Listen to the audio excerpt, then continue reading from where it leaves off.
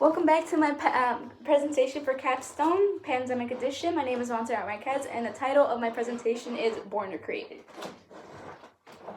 And my big question is, are serial killers just born with the mentality, or are they created by society? And my answer to that is serial murderers are the product of a combination of psychology, external factors not limited to abuse and injuries, and society. And basically, my first element is psychology and their neurological makeup. The thing about their neurological makeup affects the way they see the world. So with serial killers, they are very controlled and methodical when killing. And self-control is in relation to the conscience. The conscience itself is supposed to adopt moral norms. And the thing about a serial killer is they do have a conscience, but they lack the ability to impose the moral structures on their actual brain and their conscience itself, which leads them to kill because they don't know the difference between what is right and wrong at certain times. Second is their goals. Basically, each killer has a different goal, which ultimately leads them to kill. When the FBI is looking for a serial killer, the first thing they focus on is what is the serial killer's goal. And there are four main categories for serial killers, and their goals, and it is power control, missionary, visionary, and hedonist. Power control, when a serial killer is a power control, has a power control goal, their ultimate goal is to exert power over, power and control over their victims. When a person is, when a serial killer is a missionary, they basically are set on trying to rid the world of a certain group of people or specific people only, like homeless people. Visionary, they suffer hallucinations and they're clinically and legally insane. And a hedonist splits into three subcategories, and they basically just thrive off of material items. And basically, when they have these goals, all they want to do is try and achieve them, and it makes it difficult for them to suppress these thoughts. 3, they have intrusive thoughts they cannot control. So Jeffrey Dahmer has basically spoken about his experience in an interview. And in this interview, he talks about how he started having these thoughts when he was about 15, 16. And as he got older, they got worse and worse. And that's when he ended up acting upon them.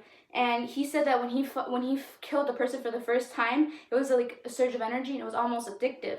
And that's when he was asked by the interviewer that if he could have been helped or stopped, and he said that he was dead set on these compulsive obsessions, and that he wouldn't have been able to been stopped, that he would have continued killing no matter what. And that's just basically the main point. They just cannot control themselves. They cannot suppress these thoughts. It's just in their mind.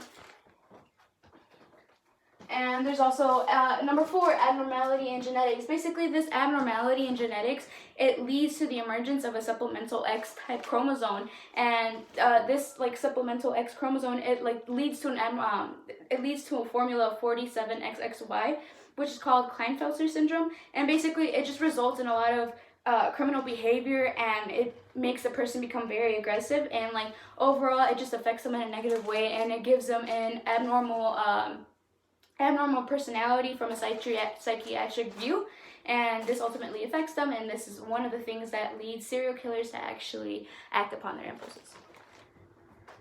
Number 5, aggressive and obsessive thoughts are rooted in genetics, and basically just some people's brains are predisposed towards violence, and this is seen in an interview with a neuroscientist from California named James Fallon, where he talked about how people's brains, like I said, are just predisposed towards violence, and that psychopathic tendencies may be passed down from one generation to another.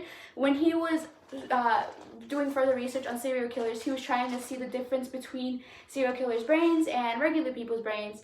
While trying to view the difference, he ended up figuring out that his brain scan matched that of a serial killer, as both had a dark spot in their orbital cortex.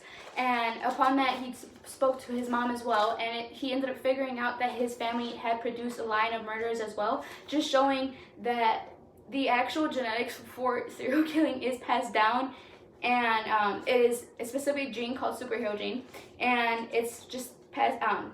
It's a superhero gene, and this made him come to the conclusion that serial killers themselves, when it's a combination of both genetics and external factors like abuse and being loneliness and just chronic depression and so on, because he didn't grow up experiencing an abusive childhood, which is why he never had these thoughts, even though he had a brain that matched that of a serial killer. Second element, external factors, and this is number one is basically injury suffered by the killer can spark motivational and emotional causes leading them to kill. So basically, when a serial killer sustains an injury, it can lead to neurodevelopment complication, and these neurodevelopment complications can end up leading to aggressiveness, and it will cause the person to be extra aggressive. And this was seen in Richard Ramirez. Richard Ramirez ended up obtaining 2 head injuries, one at the age of 2 and another one at the age of 5. And after he sustained the head injury at the age of 5, he ended up having a epilepsy seizure. And it was never diagnosed, and it wasn't until 2 years after he began his crime spree of killing that it was diagnosed that he had temporal lobe epilepsy, which ultimately led him to being even more aggressive, and which is why he ended up killing, which was also combined with a bunch of other factors as well mentioned here. The second one is different forms of abuse can contribute to combination of factors. And basically, like, different serial killers ended up experiencing different forms of abuse when they were little. Like, for one, John Wayne Gacy, when he was little, he experienced a lot of abuse from his alcoholic father growing up, and he basically was trying, like Gacy, he was trying to just reassert his vision of masculine identity, because when his father was hurting him, he basically just showed him that men aren't supposed to cry, and that, like, if they get hurt, they're not allowed to say anything. And this was seen in the way he killed and tortured the boys he kept in his basement, because he would hurt them and tell them not to cry, and while reciting the 23rd Paso. And as well as Joseph Kallinger, it was revealed that his mom, she would force him to basically hold his hand over a candle until the skin bubbled. And as he bubbled, he was not allowed to cry as well. And she said that men don't cry, also giving him a toxic idea of toxic masculinity. And he also displayed it in the way he killed his victims, as he would hurt them, and while they were still alive, and he would take out parts of their body, internal organs. The third one is low self-esteem, and this is basically faced by a bunch of serial killers as well. Bundy and Ridgway had both confessed they basically had low self-esteem, and every time they were very stressed out, they both admitted that they used killing to cope and relieve their everyday stresses. And just basically, Bundy and Ridgway, they were very self-conscious, and they just weren't confident the way they were. And this was combined, for Bundy, it was combined with violent pornography, which is later on, we will discuss it in the third elements. And just basically, Bundy and Ridgway, they didn't gain this kind of confidence until they were killing, because when they had this, when they were killing, they gained this sense of confidence through being able to actually have power over a certain situation in their life. And that's when Ted Bundy was asked about it, and he said it was under him killing under these circumstances that he had a stronger self-image than ever, because he actually felt confident in himself for once. Loneliness is also a common factor in many childhoods of many serial killers. Rifkin was a serial killer who basically was bullied because he had a stutter and everything, and he was very clumsy. And basically, he was left out of many events, even his yearbook party, in which he was a yearbook photographer. And he never made it obvious. He never showed any signs of anger, and he didn't show any aggressiveness. He just suffered his abuse in stoic silence. He was just always quiet, and he just was left out. And it wasn't until later that it was revealed that he constantly just fantasized torturing several women, and it was just during this period of loneliness that it gave all these serial killers times for these fantasies to develop and actually for them to act upon them. Okay, second element, external factors still. Many serial killers face factors ranging from chronic depression to antisocial personality disorder. And just basically, serial killers, when they are experiencing this, they end up getting fired from a job, or they end up being belittled at a job and made fun of, and this can end up leading to chronic depression, and this is when they start blaming the world around them. and this is when they start to resort to killing. And it just some other killers, like, they'll end up feeling like they're in a constant state of humiliation, and they just don't see a way of being able to change the way people view them, and they start thinking that killing will change the way people perceive them. And this is all, like, they just basically have a bunch of mental illnesses that can range in levels, and as each one is placed and you go further down the level, the reasons for them and the motivations for them to start killing just get worse and worse, and just basically they will keep killing because they think it's a good way of coping, but it's not. And my third element is media, influence, and culture. And basically the third key factor that leads to a person becoming a serial killer is media influence. And basically Bundy was being interviewed, and he said that something that really influenced him was the anonymity factor. And basically the anonymity factor basically meant that, like, we don't realize the people around us are disappearing, and just every day we walk, we don't pay attention to those around us. So when someone does disappear, we don't notice. And he used this to his advantage, as he constantly imagined people around him disappearing, and he knew that no one else would notice as well. And that's when he started killing, because he started objectifying life and just saw people as objects. And he basically just said, if you are among strangers, you are less likely to remember or care what they are doing or what they know. Secondly, you are conditioned to not be afraid of strangers. Mobility is essential here. It is when a person trusts the people around them and they let their guard down. This is when a serial killer ends up attacking, because they aren't expecting it. Factor number 2, female serial killers began their string of murders in the 1950s, fueled by the second wave feminism. And basically, what angered a lot of women was the fact that women were constantly portrayed as victims, and men were always basically portrayed as suppressors. And this angered a lot of females, and like when they saw this increase in violence caused by females, they saw this as empowerment, and everyone began excusing all this violence as self-defense against the systemic male aggression that was placed upon women. And that's when women began killing more. And they were like a lot of women saw this empowering, and that's when they began to fight men in the hierarchy of crime, because they wanted to be on top. And then the third one is fame is also more motivator that leads to copycat killers.